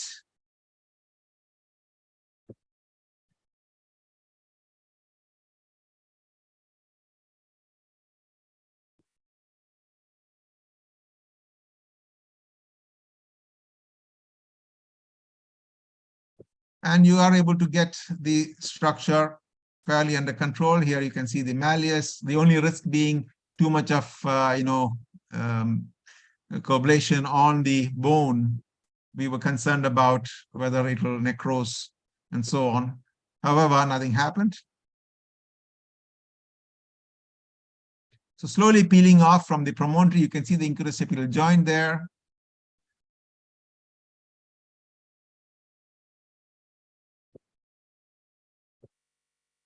Peeling off the structure and sent for histopathology. We're able to dissect out completely from the hypotympanum. Again, that's another risky place because of the feeders from the jugular bulb.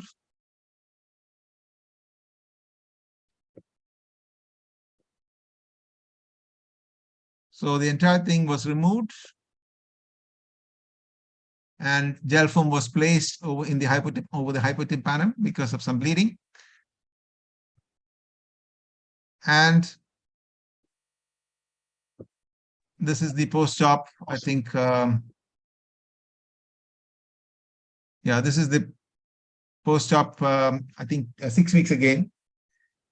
You can see the tympanic membrane normal, middle ear with some vascularity in the flow, but otherwise middle ear per se, tympanic membrane is intact with normal middle ear, and the patient had good hearing. I think, again, less than 30 decibels air conduction. So that is that. So with that, I will stop it there. I know I'm slightly over time as expected. With the surgical videos, always it takes extra time. I think I missed one surgical video also, but I think I will skip that. So any questions now we can take and then go on to the last session. Thank you, sir. It was an excellent demonstration, all the way from basics till advanced.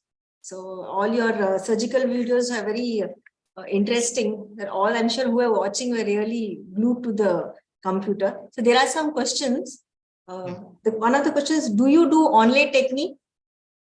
No, I always use. It's a good question. I always use by default underlay. I've switched to. I've actually stabilized completely on a thinned out tragal cartilage with perichondrium underlay technique. And I use, in case I fall short, I always use like I mentioned about the anterior perichondrium of the tragus as an extension graft wherever I'm lacking, but it's always underlay. So how do you deal with the fibers or lint left behind with a cotton ball? Washes are good, and of course, like everything else, we have an HD camera, so we get to see, and we are extra careful and very picky and very annoyed sometimes by if there are fibers. So it's more of a teamwork. I think the nursing team, the scrub nurse, and the entire team, we have to be aware and we'll be careful.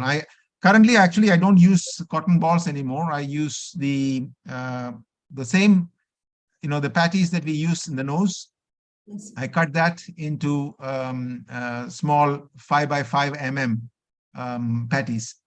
So I use that. That has less fibers and less problem of left behind fibers. So that's how it's just being careful. That's it. And washes. So what's your experience with endoscope holders? In fact, I will probably deal with that in the next talk. Generally, I don't like endoscope holders because it removes the entire feel of the whole thing, number one. And in fact, one of the comments that I will be making in the next talk in tips and tricks is try and avoid endoscope holders, especially for beginners. Of course, you can always use it for special cases, just like we have a forehand technique when it comes to endoscopic anterior skull base surgeries. Endoscope holders also would probably have a place in specific situations. But for all beginners, generally, it's not my recommendation. It's international. There are several articles and papers wherein the use of endoscope holder is discouraged, especially for beginners. There are reasons to that. Number one is, of course, the close proximity, any possible undue movement of the patient if she comes out of GA, if it's done under GA, which can cause problems. And the third one, of course, being inadvertent heat transfer. So these are three reasons why the endoscope holders are generally discouraged for beginners. Of course, there is nothing absolute. These are things that are relative, which we can use to our advantage when it's required. But generally, I have never used endoscope holders, and I don't feel the need. I feel it removes the feel of the whole surgery. That's my personal view, not to be taken any other ways. So Dr. Devi sir has mentioned that even Merosil, maybe as like you said, mentioned you're using those patties. So sir, even Merosil can be a good substitute instead of cotton balls. Yeah, I have used Merosil. I have used small pieces of Merosil as well in my experience, and I still feel a feel of a cotton is important. Merosil, I've used some. I have successfully used Merosil several times, but then I have switched over back to cotton patties from Merosil.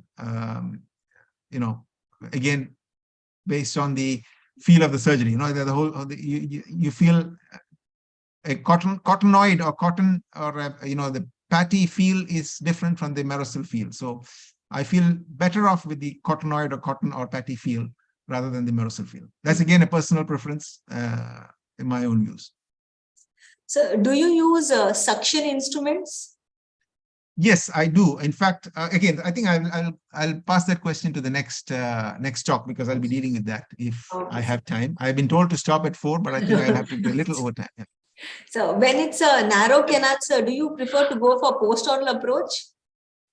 When it's a narrow canal, in fact, I do have one on medial canal stenosis. So in which case also you are able to do endoscopically. Now, what I didn't mention till now is whenever I feel a need for a post-oral approach, I do end-oral approach. So I use end-oral incision and raise a flap, and then drill whatever is required and approach. But if it's a narrow canal, I use the pediatric scope for especially certain patients like probably Downs or certain patients who have a narrow canal. The pediatric scope is definitely useful. But whenever I feel a need for drilling, or for that matter, if it's narrow, I always use an end-oral incision. I don't use a post-oral by default. That's again a personal preference, and I feel comfortable. The healing is good, the scarring is minimal, and the patients are happy. So that's just a personal preference. So do you have any techniques to make the canal wide before your surgery? Like sometimes they use the Tarabichi stitch. No, I don't.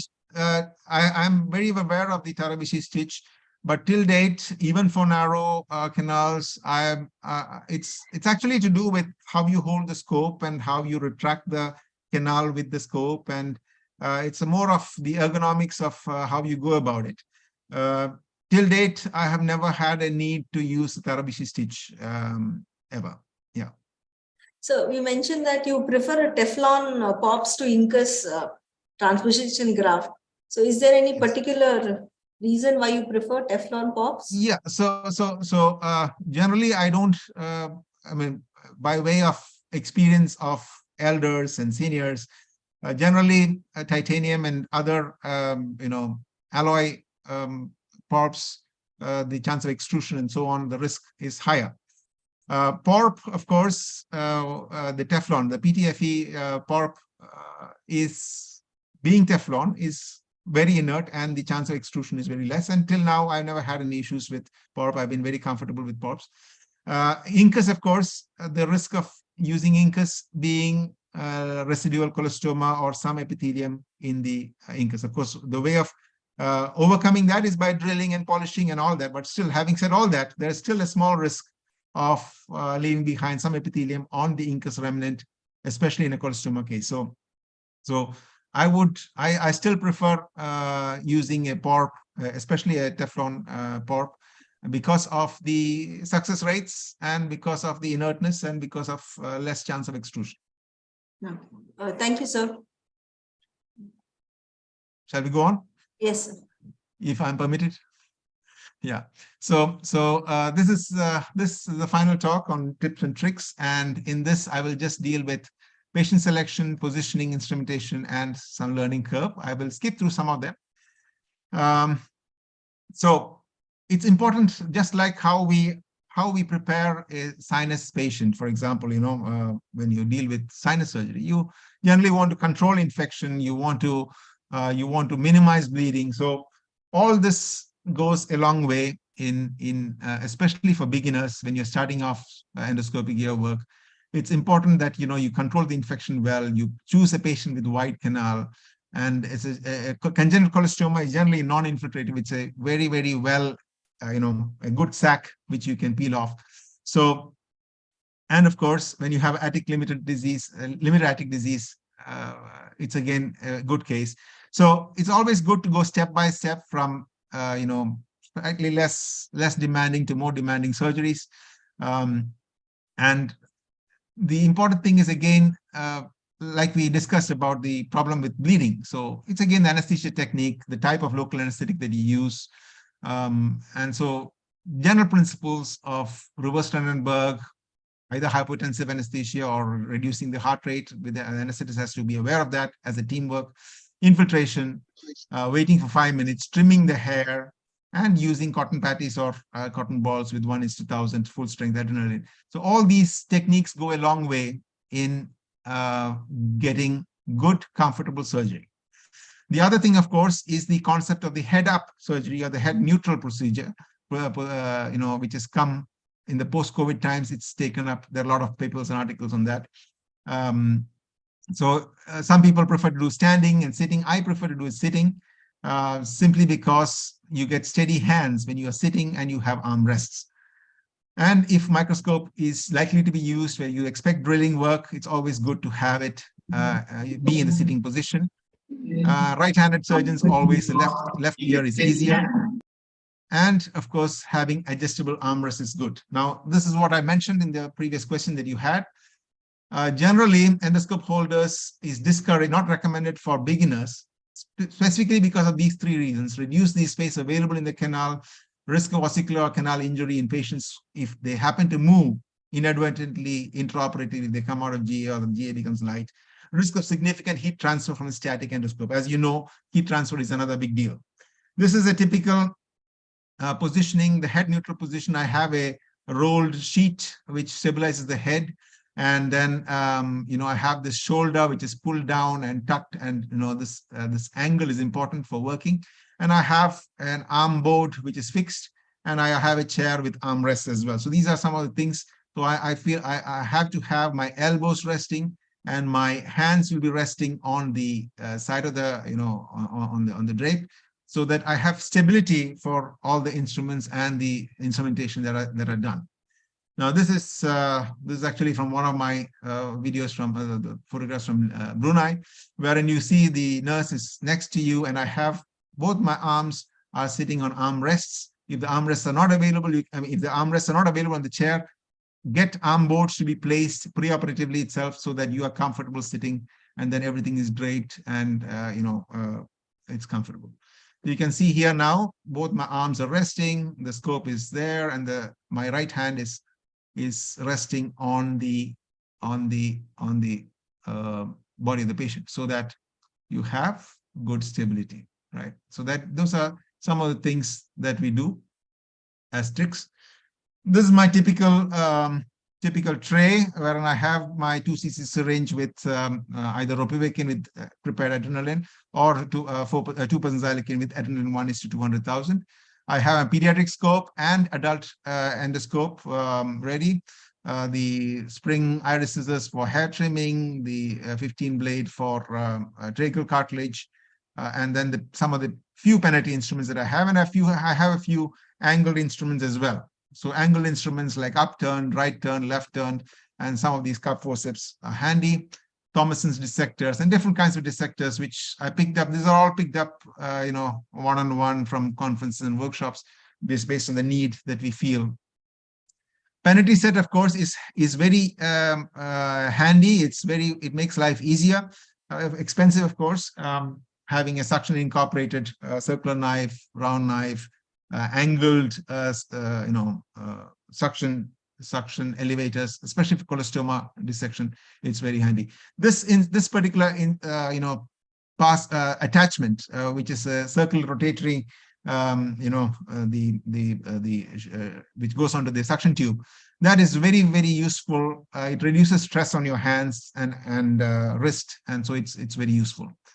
So advantages: it's time saving, less traumatic, easier removal of colostoma, and dissection becomes easier, and it's autoclavable. So all that makes a big difference. And of course, suction also helps in reducing the temperature, if at all that is an argument. All my patients go home with this kind of small dressing. They just have an autowick in the extrinsic canal and some ribbon gauze inside, and then this transparent waterproof dressing. So this dressing is removed at the end of 1 week, and by the time the healing is complete, at least the tragal cartilage harvesting incision, I don't suture. I found the scarring is very, very minimal, hardly any scar, so I don't suture at all. And then this dressing comes off only after 1 week. I will skip this slide. So always for beginners, it's always good to start from simple to advanced. In the OPD, getting keratosis out slowly, or doing a meningotomy and grommet under local anesthesia, raising a temporometer flap as a part of your microscopic procedure, beginning with just raising the temporometer flap, doing small perforations, and later progress to advanced cases like, colostoma, or for that matter, stapes surgeries, if at all required. So that is that. Instrumentation, generally a 4 mm sinoscope, 0 and 30, and a pediatric scope is definitely handy. HD camera, light source should always be set at less than 50%. In fact, you'll be surprised that you really don't need too much of light, because most of our cameras have a light adapting capability for even low light setting. So even a 10% or a 5% light setting, you can still see very well, and it's good. The basic otology tray is good enough. Of course, if you're doing colostoma cases, it's handy to have angled instruments. The microscope may be draped, especially if you're expecting to do some drilling work, or if you are if you're not sure about whether you'll need it or not. Safety tips: it's always prudent to use the lowest light setting. Intermittent withdrawal of scope, as you can see in this graph based on some of the papers, removing the scope will reduce the temperature, and using suction will further reduce the temperature. So that is the importance of removal and suction. Avoid angle scopes. Like I mentioned, sometimes you can be over-enthusiastic and can damage. For fear of that, only avoid angle scopes to begin with, but then you can use a 30-degree scope at the most for beginners, not more than that. And avoid endoscopic for beginners, again, like we mentioned. So common mistakes are poor bleeding management, trauma to the ear canal with angle scope. It's always important to be realistic and understand the limitations of the equipment. When you're dealing with specific cases, if you don't have the right instruments, it may not be a wise idea to keep spending too much of time, trying to pursue a disease which may be far beyond your reach. So in which case, always switch over to I do endoral, mastoidectomies, but you can always switch over to post-oral if required. And another thing is something called the fish eye effect. Endoscope always gives you a false sense of distance, and so it's always important to orient yourself with circular knives and measuring instruments, so that you don't end up with a short temporometer flap.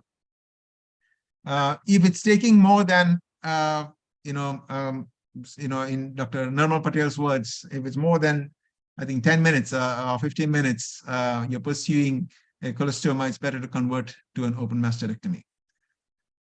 Then, of course, there are other instruments that are being used, but I have no experience with the piezoelectric drill, ultrasonic aspirator. There is even the colibri suction device, which has got an incorporated suction with the endoscope, and the other hand is free for use. So there's also this concept of heads up surgery, wherein, they found that more than 70% of all otologists and dental surgeons and people who work with microscopes end up with cervical spondylosis and cervical strain and so on and so forth. So now the concept is all about heads-up surgery. And with the COVID era, exoscopes have come into fashion, though expensive, and I have no experience. But this was one of the articles in 2021 wherein, it speaks about being relaxed and ergonomically superior. So like I said, you place a cotton inside while irrigating, and thorough irrigation is important. Vascular strip infiltration, hair trimming, planning your incisions carefully, especially if it's colostoma, how you want to plan the incision. We've tried different kinds of techniques for drill use, but I would suggest, if you want to use the drill endoscopically with the, through an I use an endoral incision, and so that a mini endoral incision, so that you can actually go ahead and drill without injuring the flaps. Keresins rhongia, I think I missed that video. I had this video, but I think we didn't get to show that in today's session. Keresins punch can be used very effectively once the incus has been removed. The Keresins punch can be used effectively for removing the posterior superior, or rather scutum, without injury to the ossicular chain. That is another one. Generally, tragal cartilage is a good graft material, and anterior perichondrium can be used for extension grafts. And when tragal cartilage is absent because of somebody else has operated and there's no tragal cartilage available, you can always use the conchal cartilage as the replacement. So that is just about it. So in take-home points, don't give up too early. Generally, it's important to slow down and add time to the operating list when you're starting off. Start in a deliberate manner with wider canals, uninflamed pathology, and manage bleeding. Ideal cases, very limited disease, spend time trimming hair, have the microscope for reassurance, and avoid 45 and 70-degree scopes when starting.